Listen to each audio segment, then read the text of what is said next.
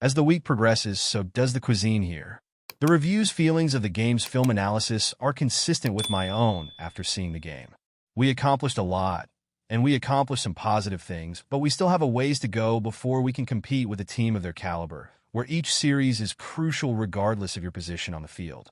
We can improve in that area, but any slip-ups will be emphasized tenfold, so you best be on top of your game in all aspects of your work, from assignments to execution. We can improve as coaches by putting our players in the best possible position to succeed, which may mean easing off on some of the things we've been trying to speed up their game. It being said, it is my general advice on both sides of the issue. From my vantage point on the special team side, I felt like we accomplished a lot, especially with Spencer's kicking. Seeing the youngster step and made me proud. That's a challenging situation to go into, and he performed well with what we wanted him to accomplish. So yeah, with that time, JG, we'll move first to Matt Derrick. Dear Matt. Hey coach, after the game last night, you mentioned wanting to look at the Xavier Worthy grab down the field on the sideline a little bit more. Do you feel any differently after looking at that as far as is it a learning experience for Xavier? Or is that just, what Patrick mentioned that, he throws a ball a little bit differently that's a walk-in touchdown? Pat could have noticed him sooner, I'm sure. That's part of it. But once you're there, he might have pulled his foot to keep it in. He'll be able to put that one up to experience. But again, everything Pat stated is accurate. And so that combo, those are the tiny things, however, that, you're talking about 7 points there against a strong football club. So you've got to make sure that we take care of business on both sides there. We'll go next to Jesse. Jesse. Hey, Kelce, I have a follow-up too. Hey, Andy, you just indicated you wanted to back off certain things to assist your teammates. Can you simply provide an example of what you were talking about there? Yes, so, maybe it's moves or shifts or that kind of stuff on the attacking side. Spags, I haven't gone over everything with him yet, but they're just minor things, but sometimes little things may mount up. Great, I want to ask you on the 4th and 2, when you're facing a player like Josh Allen, what's the balance with your defensive lineman between wanting to go make a play and then trying to sort of remain in your lane to make sure you can't scramble on a play like that? Yeah, that's a challenging thing to accomplish. It's particularly when you're right there and, listen, this was not an effort issue on either side of the ball. It was merely an execution component. And certainly, you want to attempt to remain in your lanes. Sometimes when it continues that long, it's a challenging thing to accomplish.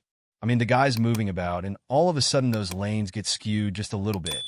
But listen, I respect the work on it. The guy made a terrific play, and we'll go back and learn from the thing and see what we could do better on that. We'll go next to Pete Sweeney. Pete, coach, it seemed like heading into the game that Travis Kelce and DeAndre Hopkins were busting out in a way, and Buffalo was able to stop them. I was wondering, on your second look, what you could have observed from Buffalo that led to some of that. Yeah, they bracketed Kelce up in some scenarios. DeAndre, they attempted to do in some cases. But again, we can get past that portion, and they're not the only two on the field. So, the other players have opportunity when that occurs.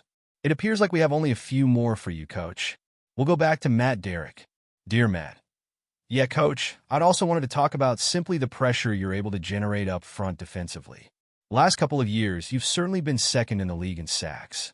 This year, it's been more harder to come by. What's the amount of simply dissatisfaction or disappointment that the front four hasn't been able to get as much pressure as it has in the past? Yeah, I don't have the figures for you right in front of me. Last night maybe wasn't as much as we'd want there, but the prior games, I felt we had done fairly well with it, as far as at least hurries for the quarterback.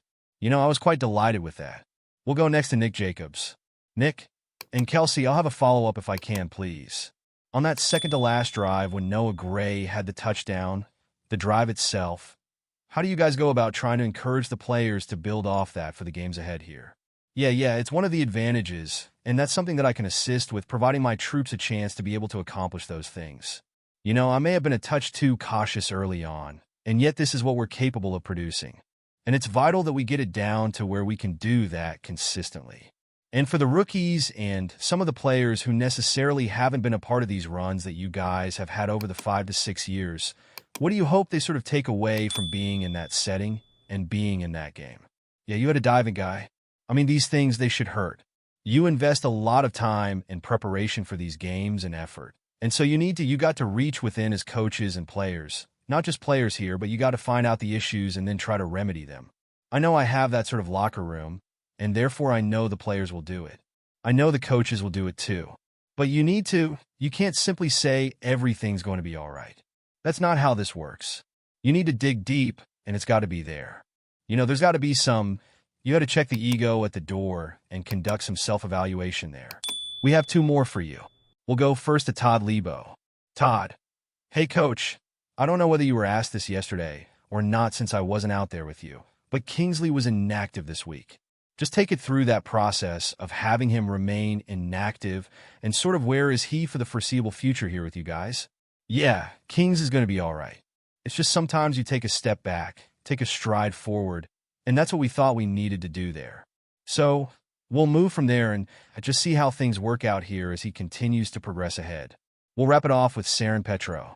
Saren, thank you, and I'll have a follow-up as well. Coach, to sort of follow up on what Todd was saying, would you have any plans? I know there are numerous veterans who are out there.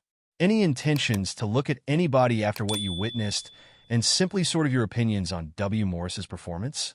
Yeah, so I really think W got a tiny bit better this week. He's been doing it for the most part every week, but the injuries stepped in on it last week for a while.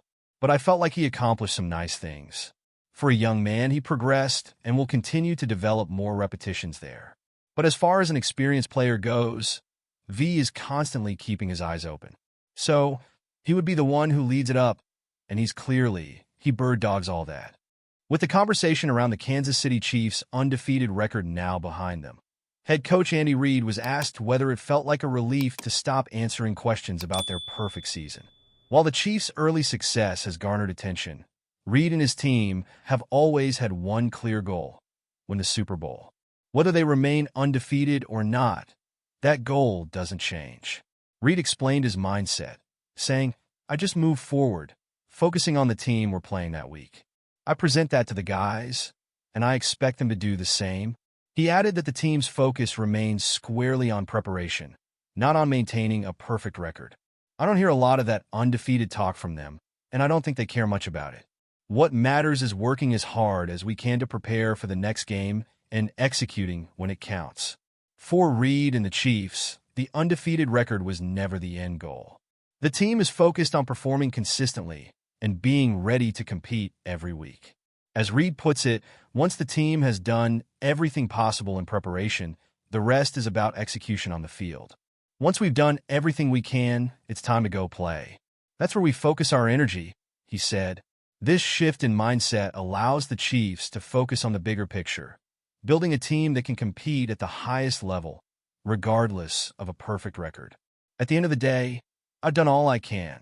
Here's the product. Now it's time to play, Reid concluded.